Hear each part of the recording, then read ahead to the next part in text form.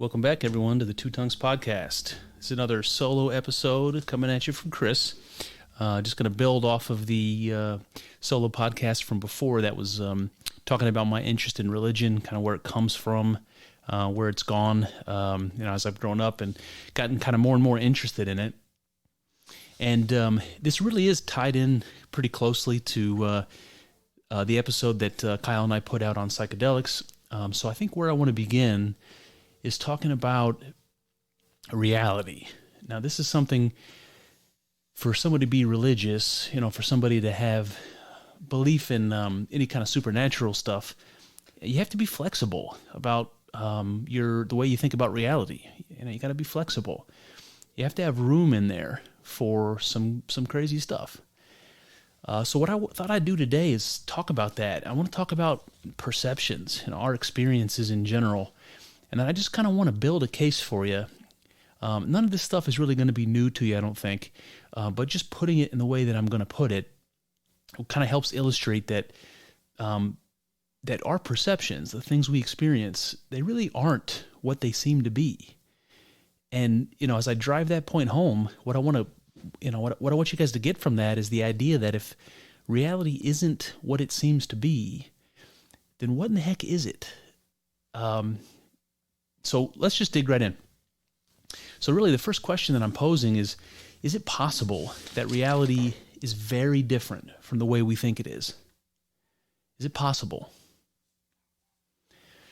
When Kyle and I were talking about psychedelics and we talked about altered states of consciousness, we were talking about specific examples. A lot of them were drug examples, but not all of them were. We talked about sensory deprivation, sleep deprivation, breath work, different things that people do and have done in the past to get their consciousness to a different state. And maybe that's something as simple as lightheadedness or double vision or, maybe it's all kinds of things. But the important thing is that those examples are different from our day-to-day reality. This is probably a good time. If we're basically here talking about how reliable are our perceptions. If it's possible to have a state of consciousness that's different from the ordinary state of a healthy person, whether that's drug related or not, if it's possible to have a different type of experience, the question that comes to my mind is, well, which experience is right? Which one is accurate? Is my ordinary, healthy, day-to-day experience of the world, is that the real way it should be understood? Or is my crazy, trippy psychedelic experience somehow more real? Is it reflecting somehow the way the world really is? And it goes back to that question I mentioned about perceptions. If reality is more than what we seem to think it is, there's obviously room in there for these crazy psychedelic experiences. What is that? How reliable are our perceptions? Do they tell us anything real about the way the world really is? So you can imagine this veil of perception that hangs over our eyes, and we see the world the way we do, and whatever's behind that veil, whatever's really there, maybe we don't really ever see, we don't really ever experience, or at least not the way, not in a true way, in some kind of illusory way. And this brings my mind to Descartes. So this is a French philosopher. You guys have probably heard of Descartes before. He's the guy that said, "I think, therefore I am." And he's one of these early skeptics, and he talked about this stuff exactly. He said, is it possible that the things I experience are an illusion? Like, to what degree is it possible that everything I experience is bullshit? And this goes back to that example Kyle and I talked about. It's the philosophical thought experiment called Mind in a Vat. So let's go through this exercise. So imagine this. Imagine you're a mind in a vat. Your brain hooked up to electrodes, let's say. And the messages that are getting shot into your brain are making you think that you're who you are, that you're doing the things you're doing, that you've lived a number of years that you've lived, you've had the experiences you've had, and the memories you have and all that. But none of it is real. It's just being shot into your brain through electrical impulses from outside. So we can imagine like the Matrix type of a scenario. And Descartes, he did that. He said, is it possible that I'm not really walking down the street, I'm not really eating lunch. Is it possible that's all illusion? Yes. Is it possible that other people don't really exist, that I'm talking to somebody or shaking hands with somebody or making love to somebody, and that's not really happening? Is that possible? Can I be skeptical about that? Yes, there's room for that. You could say, hypothetically, you're a mind in a vat, and all those things are getting shot into your brain from outside. So he did that. He did that as much as he could, and basically it was devastating for him. He was like, there's really nothing I could rely on. Everything I think I know could be fake, could be an illusion. And he did that and did that and did that, and finally came to kind of the bedrock. He finally found a statement that he could make to himself that he couldn't say was an illusion. And that statement was, I think, therefore I am. And that's basically what he was doing. He was sitting there thinking, what can I be skeptical about? Going through that list, the wheels and the cogs in his brain are turning. He can be skeptical of everything, he thinks. And suddenly it dawned on him that he's sitting there thinking, and he cannot say that it could be an illusion that he's thinking, because he's sitting there doing it. He has an immediate experience of it. So for him, that was the bedrock. He said, you know what? I might be able to doubt everything in the world, everything in my experience, everyone and everything, except for my thoughts. I can't wish those away because they're happening right now. So this, for him, this was the bedrock, of the philosophy that he developed.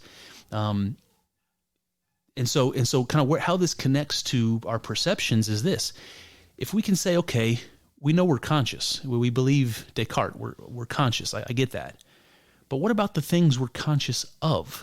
What about our perceptions? We've already said that Descartes was not enthusiastic about saying that's something that we could rely on, really, in any way.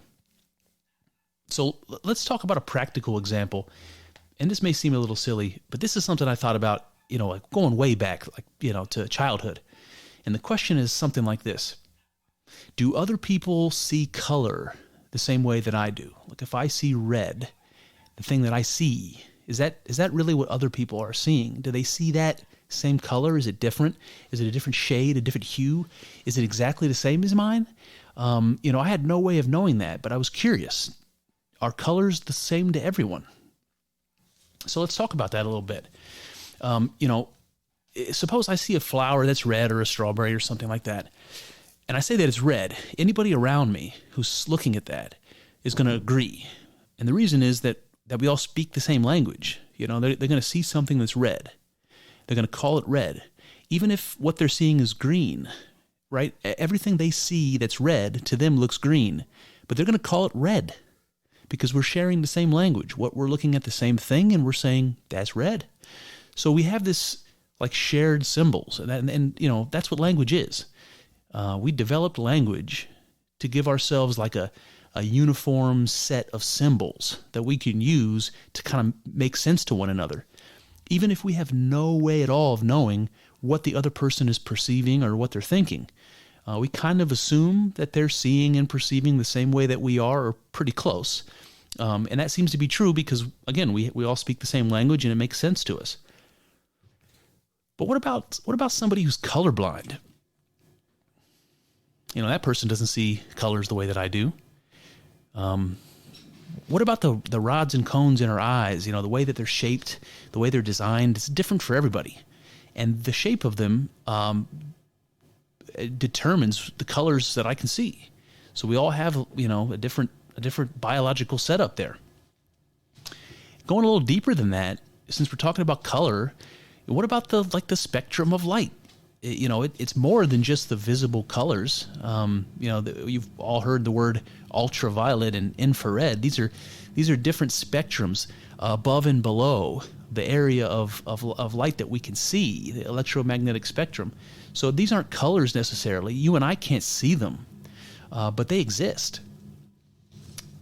Somebody who's colorblind, or somebody with the different shaped rods and cones, even considering the spectrum of light outside of what we can see, these all kind of prove that our perceptions really are very limited. There are things going on that we cannot detect. Does that mean that they're not they're not there. Doesn't mean that they're not real. I don't think we would agree with that. I think no, that those things are there. Those things are real.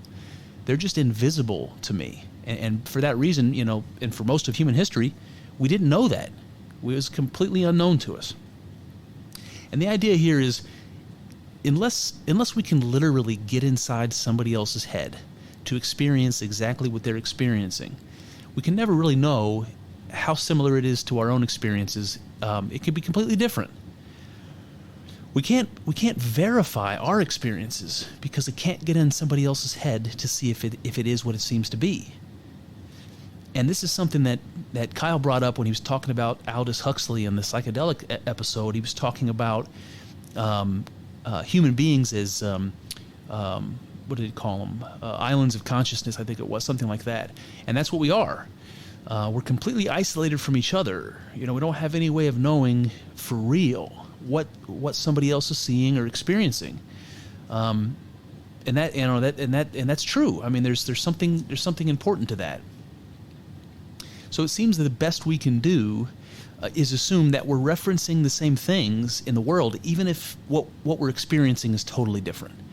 So there's something behind what we're seeing, let's say, that even if what bounces off that object and appears in my brain is different from somebody else, there is really something there that we're both referencing when we say that's red. And that kind of gets to the point of it. It's what is the thing behind the perception that we're seeing? The message that we're getting back from it may be different, and we don't have any way of knowing that. But is it true that there's something there that we're both seeing, even if we can't say for sure what that thing is in truth? And it gets weirder because there's really no reason for us to suppose that this sort of unknowable problem of perception stops with our eyes. I mean, it's true for all of our senses, the way that we see and smell and taste and feel. I mean, that's no surprise. You guys have friends or family that love things to eat that you could not stand, or vice versa. Maybe you're one of those crazy people that likes anchovy paste or something, and nobody can quite understand, or hot food or whatever. Clearly, when we're eating, we're tasting things differently from other people for all the same reasons we talked about with the example of colors. So there's this unknowable problem of perception, and it extends across our entire experience. It's like our entire lives and everything in them are completely unknown to anybody but ourselves. And that's kind of an isolating thing and kind of a kind of a hard thing to say, but I think it's true. I think there's something about that that's true. So I just want to return to the question. We have these altered states of consciousness that we experience. Maybe it's like a fever hallucination, or somebody that's got some real mental illness, or the drug intoxication with the psychedelics that we talked about. So there's hallucinations and delusions and things like that. And how do we know that those types of experience, because we know that they're possible, are any more or less true about whatever it is that thing behind our perceptions that we're referencing? I mean, is it possible that our psychedelic state or our crazy fever state is telling us something more about that object, or something more true or more complete about the thing that we're actually observing kind of behind our perception, even though we can't know what that thing is? Is that possible? And as I'm saying this, I'm remembering a scene from a movie called A Beautiful Mind, a Russell Crowe movie. If you guys haven't seen it, it's a drama, but it's great. Based on a true story about a guy who was schizophrenic, but he's also a brilliant professor, a mathematician, I think he was. And there was this scene in the movie where he's holding up his hands and he's asking, maybe his wife, I can't remember, how many fingers he's holding up. And to him, his vision is a little bit narrowed, and he can see multiple fingers, like he can see a shadow or like a double image of his fingers. So to him, he's holding up 6 fingers, not 3 fingers, and his wife doesn't understand. And that's exactly the point I'm trying to make, is that that man was schizophrenic. He was faced with a reality that nobody around him understood or could see, and he was desperately trying to explain to somebody what it was, and he couldn't. And that's that That's that impasse between us, that those island universes that Huxley was talking about that we are. That's what I'm referring to. All right, so where do we go from here?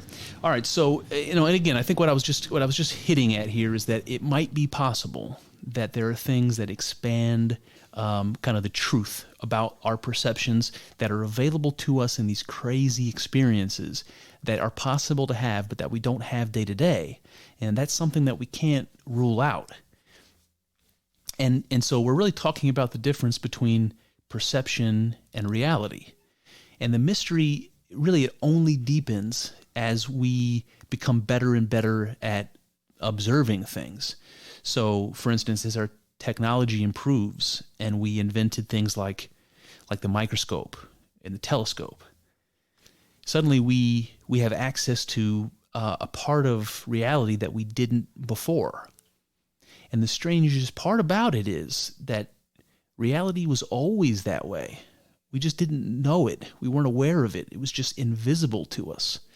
And what I mean here is, we're our bodies. Let's say, as an example, our bodies are like an ecosystem. They're made up of, cells. They're made up of viruses and bacteria that are living in our stomach, helping us digest our food and all that sort of thing, helping our cells create energy. There's parasites in there. There's all kinds of things. And this whole little universe that our bodies are, all those parts are there for a reason. They're functioning for a reason. They kind of make the whole thing tick. But we had no idea about that up until, relatively recently in history. That was something we didn't know. We always existed that way. We were always ourselves plus a whole universe of other things. And we just didn't know that. Now we do. Now suddenly, what's possible, our idea of reality is expanded to include this crazy universe of microorganisms and, all kinds of crazy stuff. And it gets weirder than that. I mean, with a telescope and so forth, we learned that we exist in this, infinitely expanding fabric of space and time. And we learned that our bodies are made up of, atoms, at the smallest level, these fundamental particles that really aren't even made of matter. I mean, they kind of are, but they're also convertible into energy. So these atoms aren't exactly material at all. They're actually just a form of energy. What the fuck is that? So suddenly we know that as well. I mean, that almost extends our view of reality beyond anything we could have reasonably expected. It starts to get magical all of a sudden. And if you believe in, science, you kind of have to go with me on that. There's some stuff that's absolutely magical going on all the time that we're just sort of unaware of. And we've always existed that way. All right, let's go back to the topic of infrared and ultraviolet. So we're talking about those parts of the electromagnetic spectrum that we can't see. So let's talk about that. Let's talk about possible perceptions. Is it possible to have perceptions that are outside of our kind of biology? And I would say, of course. I mean, we can talk about things like echolocation. A bat's going around using sound to figure out where things are and getting that signal back, and is able to map kind of the territory with it.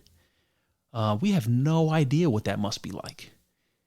What about certain animals like insects and fish that they don't have good eyesight? What they do have are antennae and things like that will detect electromagnetism.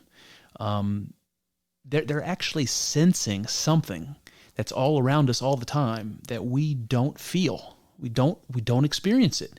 So you might have a catfish or something going around on the bottom of the lake, and it's using its little sensors to touch around looking for food or whatever it is. And you can imagine that fish is swimming into this field, and it can feel, I don't know what it feels. Maybe it's some kind of resistance. Maybe it's some kind of vibration. I have no idea. That's the point. But they're feeling something. That they're noticing that there's something there that you and I will never experience. It's something other than anything we can experience. Going back to that infrared and ultraviolet example, is infrared is basically night vision. I mean, we've invented that. We can put goggles on and we can see what that looks like. But there are nocturnal animals that see that way. That's what they actually see. On the ultraviolet spectrum, there are like bees and butterflies and things like that that actually see in ultraviolet. So when they're flying over a field of daisies, they're not seeing the colors of the flowers the way that we do. Instead, they're seeing parts of the flowers glowing differently. They're glowing to them, and it helps them to find the flowers they need to find.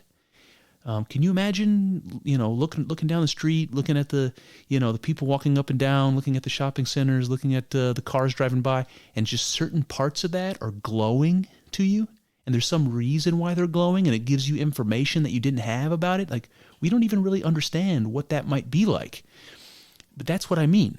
So is it possible that there are perceptions that are possible that we simply aren't able to see or experience?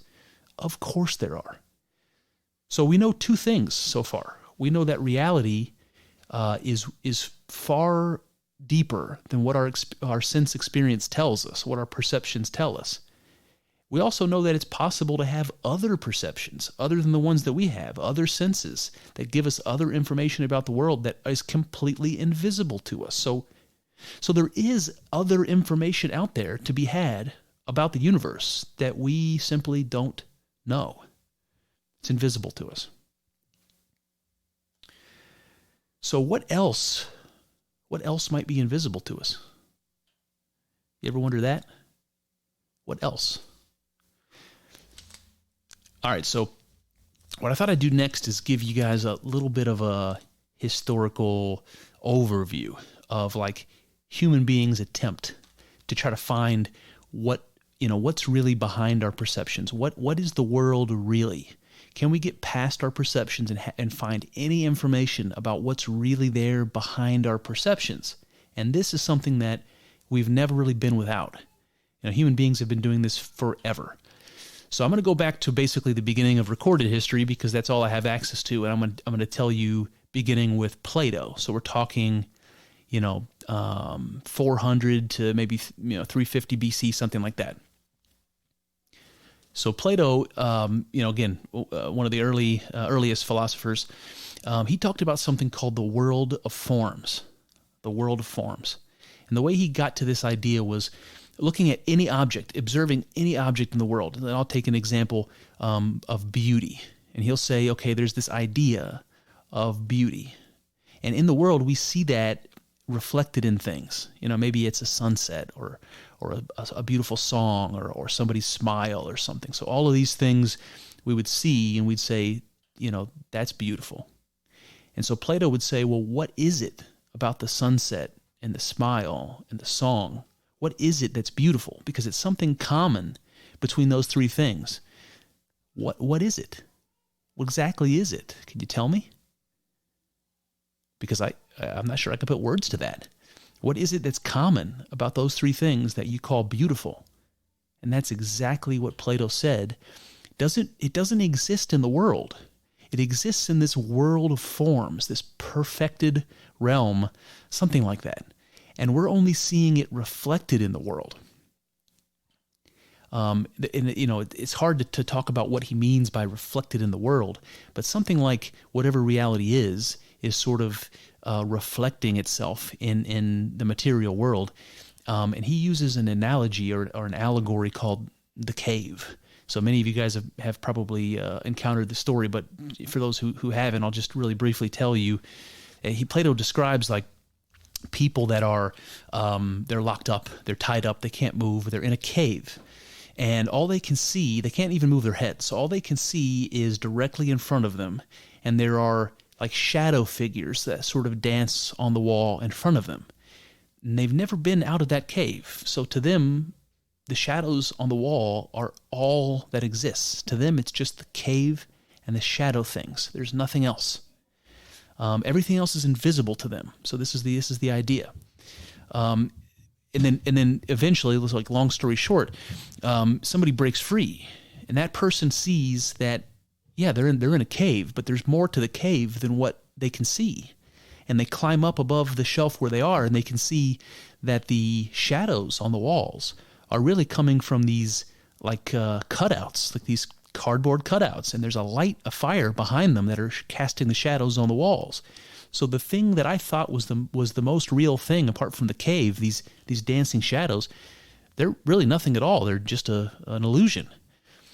The guy continues on and eventually, goes past the fire. He sees a light at the entrance of the cave. He climbs his way out. He emerges into the real world, and suddenly he's blinded by the sun and blinded by, this tremendous reality that he was completely unaware of.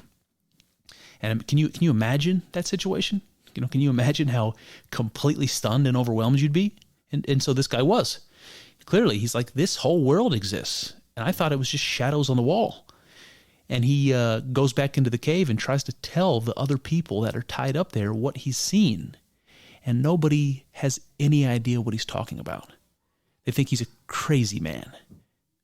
Wouldn't you? And this is exactly my point.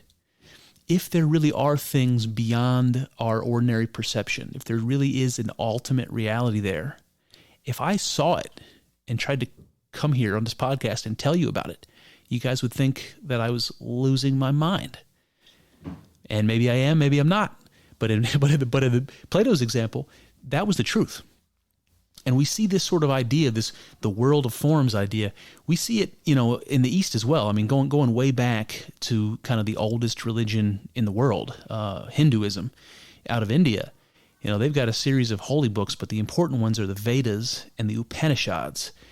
And in the Upanishads, this was an oral tradition that goes back a long, long way. I mean, Hinduism goes back, I think like 5000 BC. It goes back a long way.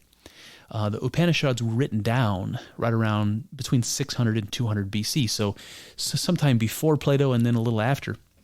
And in the Upanishads, they say lots of awesome stuff. The Upanishads, if you take any of my reading recommendations, I would recommend the Upanishads and the Tao Te Ching. If you can read those two things, you'll have an excellent idea of what I'm talking about. But in the Upanishads, there's a word they use. It's called Avidya. And Avidya means knowledge of the universe. So just the things that we encounter and experience in the world. But there's also something called Vidya. And Vidya is knowledge of the changeless reality.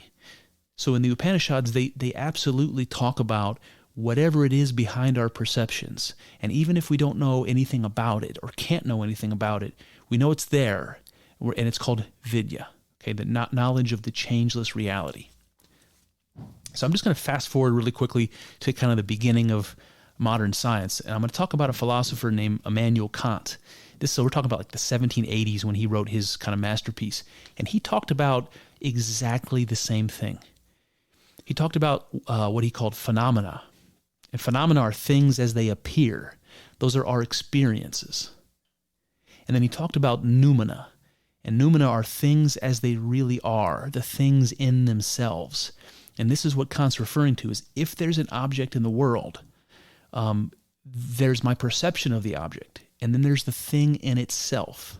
And I'm never really able to know exactly what that is because I'm only ever encountering that through my perceptions. And it's some kind of a veil, like I said, so something that I'm trying to see through, and it's just not clear. And then we see this even in modern physics. I mean, this goes back to Isaac Newton, so that's like the, late 1600s, early 1700s, but it goes all the way through to modern quantum physics, which began in the 20s and 30s, and it continues today. And this is the idea of Newtonian mechanics versus quantum mechanics. So just like the phenomena of Kant, Newtonian mechanics describe the way the world seems. So, I'm just thinking about this documentary we talked about once already called The Code. It's on Netflix if you want to check it out. But it's a mathematician. He's talking about, the laws of motion and Isaac Newton's, formulas. And he puts like a beach chair down on the ground, and he's sitting right in front of this ramp, basically. And he, and I'm probably conflating this now with Neil deGrasse Tyson's Cosmos because I've been watching them both. But in any case, he puts a giant heavy boulder down on this ramp and he lets it roll off and launch off this ramp directly towards him where he's sitting in this chair. And it lands heavy and hard right in front of him. So he doesn't actually get hurt or anything. And the point is that he knew from basically Isaac Newton, he knew exactly what that thing weighed. He knew the angle of delivery. He knew how fast it was going. So he knew exactly where that ball was going to land. He knew he was in no danger, even though if you and I were sitting there, we would have flinched. I'll put it that way. And then there's quantum mechanics, which came out a little later, and it rather than describing the way the world seems, quantum mechanics describes the way the world actually is, and it gets really, really strange. But there's a guy named Brian Greene. He's a physicist. He's kind of like a popular culture physicist, like Neil deGrasse Tyson. He's one of those guys that he does a lot of documentaries, and he's written a lot of books for popular consumption. And he says this. He says, if you use Newton's ideas in the realm of particles, you get wrong predictions.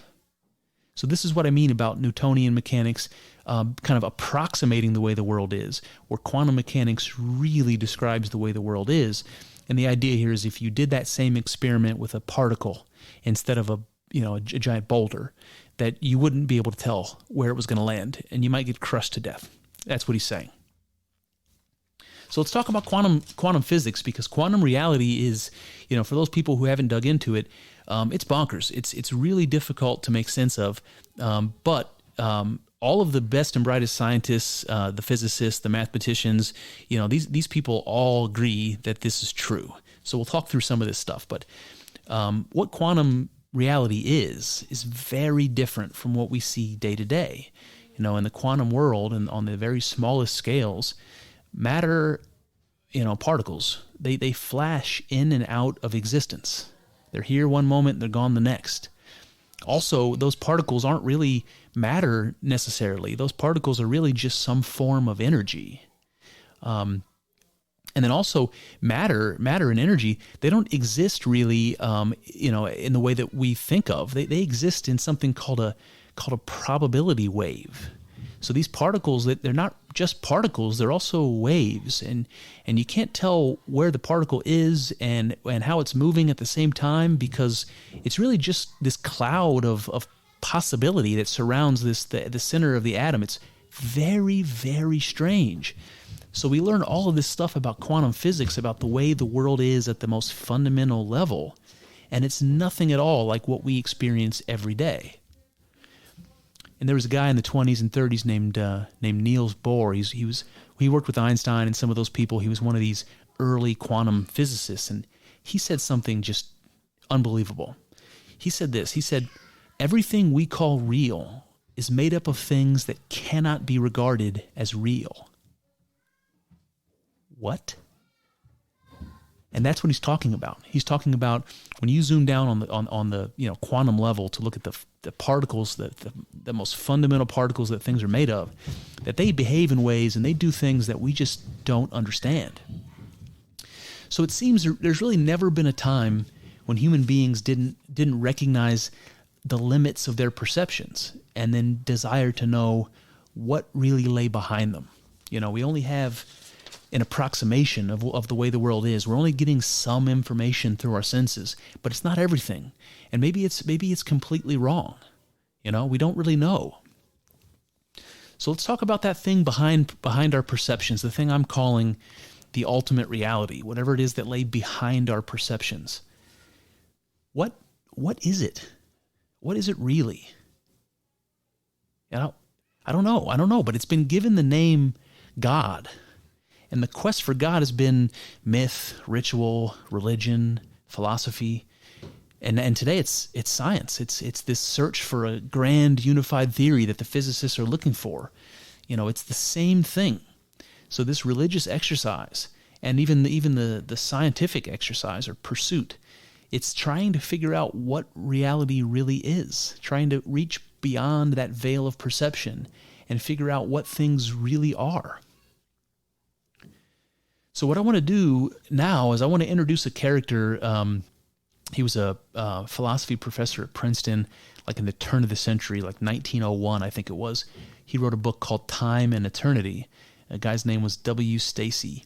And I love that book. It made me think about this in a whole different way. And he was doing the same thing. He was searching for ultimate reality. He wanted to know what that thing is behind our perceptions, what really exists. And this is what he said. He said that and again, he's looking at this as the quest for God, and he says that all religious feelings can be traced to something that's latent in the psychology of everyone. So we have this ability, we have this capacity to have a certain type of experience, and anybody who's ever had it understands the religious sort of message. It's this type of experience is where religious feelings come from. And again, the potential to have this experience, we all have that ability. The experience is what Kyle and I were talking about the other day. It's the mystic experience. It's the thing that it's possible to have from psychedelic experiences, but also other sorts of things. It's that crazy becoming one with the universe feeling that your identity just falls away and you are unified with everything in your experience.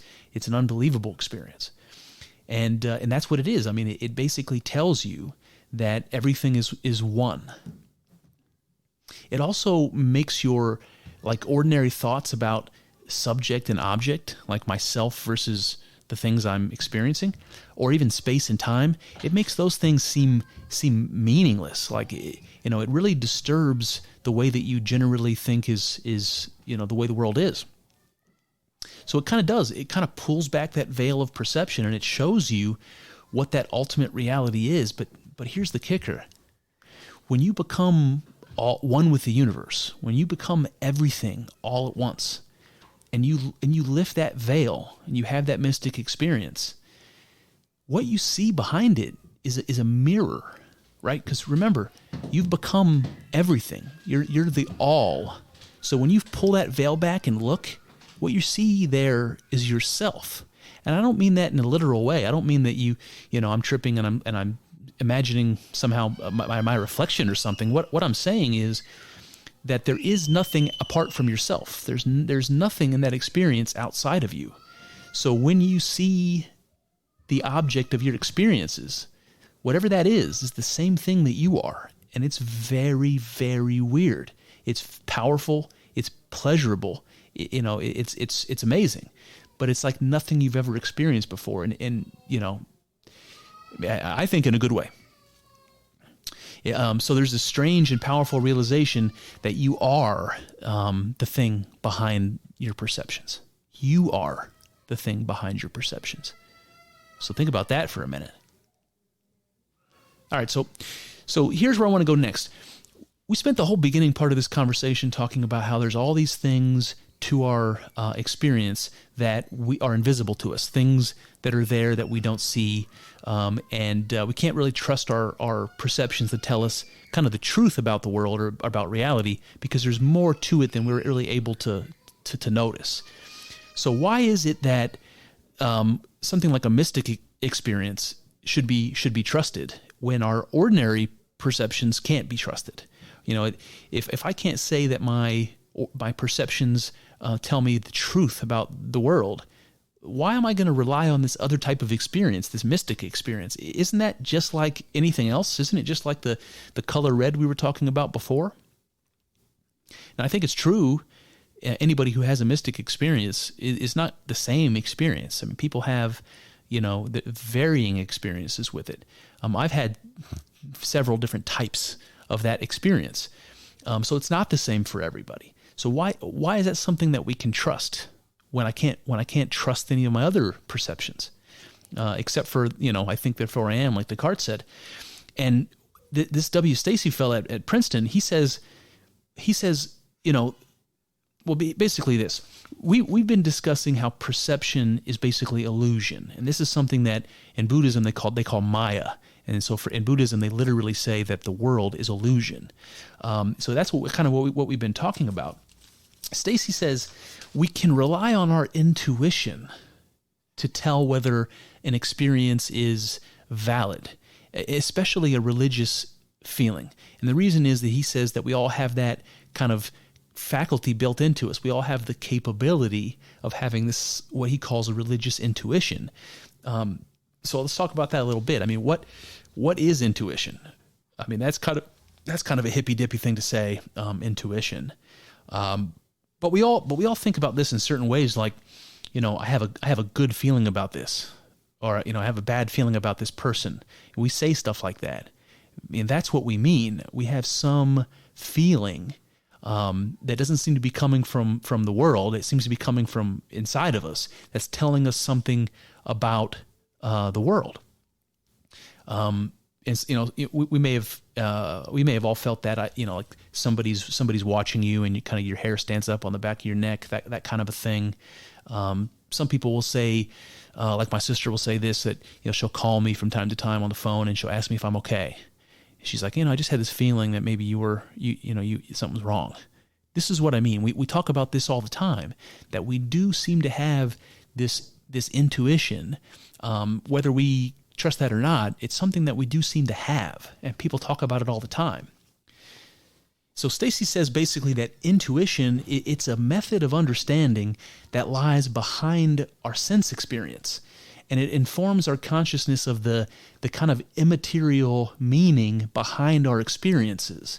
So that meaning, whatever that is associated with the thing behind our perceptions. So put it a different way. He says, our senses tell us, what our perceptions of the world are, but our intuitions, on the other hand, they hint at that ultimate reality behind our perceptions. He uses an analogy of a sad song, and I think this is probably better than the ones I was giving you earlier about having a good feeling about something or a bad feeling about someone. This analogy is basically straightforward. So, imagine a time when you listen to a song without lyrics, like a symphony or a classical piece of music or something like that. You hear a song and it's sad, and it makes you sad, and you can feel the sadness in the song. You can feel the sadness in the song. So it's not something you're hearing. It's not part of the notes. It's not in the silence in between the notes. It's coming from this song in a way that it's hard to describe. But you know what I mean. You listen to that song and you know this is a sad song. So what is it that tells you it's sad? And Stacy says that's your intuition. So this is the kind of thing we're talking about. So I'm going to read a quote directly from Stacy now, and it goes like this. He says, any proposition about God would involve the conceptualization of that which is above all concepts. But religious symbolism is not on this account mere metaphor, because that which is symbolized is not a proposition about God, but the direct apprehension of his presence in religious or mystic intuition. Okay, so he's basically saying here that when you have that mystical experience, there's nothing about that tells you anything about God necessarily, but it does give you this inability to deny the existence of it, because you had become that thing in the experience. You were that yourself. So the mystic experience is like the definitive intuition that there really is an ultimate reality behind our perceptions, because in that experience, you became that ultimate reality. You can't deny that it exists any more than you can deny your own existence. So this is the position that having the mystic experience puts you in. And so what Stacy's saying about, that making any proposition about God, like having any knowledge about God, is impossible because God is beyond concepts. So how can you conceptualize that? So I want to talk about this beyond all concepts business because I think it's really important. So how can someone who's had a mystic experience, somebody who's temporarily become God, for lack of a better word, how can that person be unable to share it or even to describe it to you? And I want to use an analogy for this because there's something about something about God that is unknowable. There's something about that ultimate reality that is unknowable. So we're going to have to use an analogy here and let our intuition kind of flush it out. So I'm going to use my analogy that I came up with here. It's simple. It's just imagine somebody painting a canvas. They've got their paint there. They're putting it on this canvas, kind of thicker and darker, one color over top of the next, and they're doing that over and over and over again. And as they do that, the colors change, the colors get darker, and you've all done this with paint or with markers or crayons or something. You know what happens if you don't stop doing that. If you keep layering colors on top of each other, eventually what you're left with is black. And anybody looking at that picture, when you ask them what color it is going to tell you there's no color there at all. It's black. Jordan Peterson, who we've talked about a few times, he used an analogy that I like even better, so I'm going to give it to you as well. He said, imagine every symphony that's ever been written. Imagine them recorded over top of each other and then played back to you. So every single symphony that's ever been written played back to you all at once. That what you would hear is static. You would hear no music at all. And this is what I'm getting at.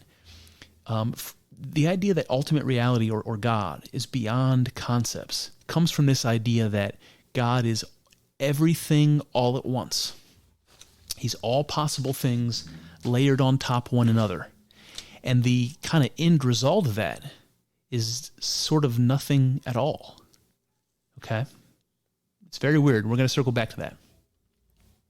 So let's imagine the ultimate reality in the same way. Let's imagine God as the potential for all possible things taken as a whole. And when you do that, the everything becomes nothing. The all colors become black. The every symphony becomes static. You see what I mean? So there's this way in which God is everything and nothing. There's a way in which he exists and doesn't exist. And this is a very strange part of it, and it comes through like dynamite in the mystic experience. It's kind of what the whole experience surrounds. It's like being nothing and everything simultaneously. So if we imagine, the all, if we imagine God as everything all at once, the potential for everything that's possible, this is what we're looking at. We're looking at something that is everything. So nothing exists apart from it or outside of it. There's nothing there to compare it to or contrast it to. So there's not really any way of having knowledge about it. There's no observer there to look at the thing and say what it is, to observe what it is, because it's the only thing that exists. Okay, there's no differences, there's no limitations. There's nothing that you can use to separate it from anything else. So it becomes everything and nothing. And what's strange about this is that whole object-subject thing. Those become one. It's not just me and the things in my life. It's me and the things in my life as one thing. So this object and subject, difference goes away. So there's nothing outside of it to know or observe it, and that's why it's such an unknowable thing. The all contains all possible properties. It's every opposite together. It's like unifying everything.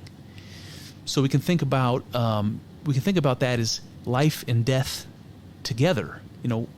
What is that? I know what life is. I know what death is. But what is life and death together? What is that? Well, it's kind of nothing. They kind of cancel each other out. Same thing with good and evil. God is, in this idea, God is not good or evil. He's good and evil together. What is that? Well, it's kind of nothing. So it's every opposite united. So what about the material world? What about the stuff that we experience every day? That's something that I'm going to call being. And so what's the opposite of being? It's something I would call non-being. And we'll have to describe that because it's kind of an unusual idea. So God is both life and death, good and evil, both being and non-being. And when you take those things together, you kind of get nothing. And so let's talk about that a little bit. So non-being is what you become in the mystic experience. That's the thing outside of your perceptions, whatever that is, okay? It's the unknown part of ourselves. That's what Carl Jung would say, that non-being is the unknown part of ourselves. It's the unconscious in Jungian terms. It's the part of us that is part of us, but it remains invisible, okay? It's what Kyle was talking about in the Psychedelics podcast when he was talking about Aldous Huxley, and he quoted the word Aldous Huxley uses for this, and he calls it the unfathomable mystery. So we can call it non-being, we can call it the unfathomable mystery, we can call it whatever you want. But Jung calls it the collective unconscious, and what I would say again is it is the no color from which all possible colors can emerge. And to the observer, it's no color at all. So it's the unknown part of ourselves. And if you don't believe that there is an unknown part of yourself, if you don't believe that there's more to you than kind of you're aware of, then I'm just going to ask you a couple questions and think about this for a little while. Where do your interests come from? Where do your ideas come from? Where do your dreams come from? Do you have any idea? So I'm sitting here talking to you about God and religion and all this stuff, and I told you before, this is something that goes back, way back to the beginning of my childhood. I mean, I've always been obsessed with this stuff in a way. It's always sort of been like the most interesting topic for me, and I gravitate towards it immediately. Very few people in my life appreciate that, right? So, not a lot of people want to talk about this sort of stuff with me. The question is, why does this interest me so much, but other people it doesn't? Where did that come from? There's nobody in my family has these interests. It's not something that was taught to me. It's something that sort of just, emerged from my spirit, for lack of a better word. It's always been there. Did that come from outside myself? Is it imposed on me somehow? I don't think so. I think it's always been there. It's the part of myself where these interests come from that I'm just not aware of. It's some part of myself that is invisible to me. Again, this is why Jung calls that the unconscious. And that leads into kind of where your dreams come from. You have these images in your dreams, these messages you might get or feelings you might get from your dreams. Where do they come from? They don't necessarily have any connection to your actual life. You can say they're electrical impulses in your brain, they're rapid eye movement, they're all that sort of thing, but that doesn't tell me anything at all about why you're seeing what you're seeing. Why is there a story or a goal or something going on in that dream? Where does it come from? How about my ideas? What about a novel idea? Something just dawns on me. I have a eureka moment. I have a new idea. Where did that come from? I can't even tell you because it just kind of dawned on me.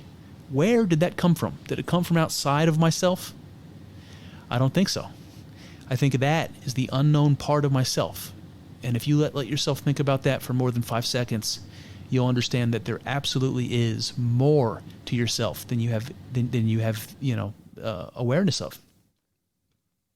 And I think that this explains kind of the atheists and the agnostics who have a conviction that if God doesn't really exist, let's say, but this doubt can ultimately be put to rest by having the mystic experience. So because it's unknowable to us, because it's this invisible part of ourselves, it's easy for people to say it doesn't exist because it's not something that you can really have knowledge of. You can't really know it, but you can experience it. You can become it. And that's what this mystic experience is all about. So I think this is probably a good place to kind of wrap up. What I want to be able to do with these solo podcasts going forward is to look at things like how religion developed from these type of mystic experiences. I've got all kinds of interesting quotes from the Bible and the Tao Te Ching and the Upanishads and these different holy books from all over the world that we can talk about in the context of a psychedelic or mystic experience. The cave paintings, the kind of ancient cave paintings from Europe and Asia, the Venus figurines that were carved, 15, 20, 30,000 years ago. There's all sorts of things we can talk about in the context of of the mystic experience. So we'll do that. And then I also want to talk about what the mystic experience can tell us about kind of our deepest nature and the nature of reality as a whole. So what can we tease out from those experiences, kind of about the truths, about the ultimate reality? Is there anything more there that we can talk about? And spoiler, yes, there is. There's a tremendous amount that I'm excited to talk about with you. So that'll be on our next solo podcast. I'll try to do that sooner rather than later for you guys, and I hope you keep listening.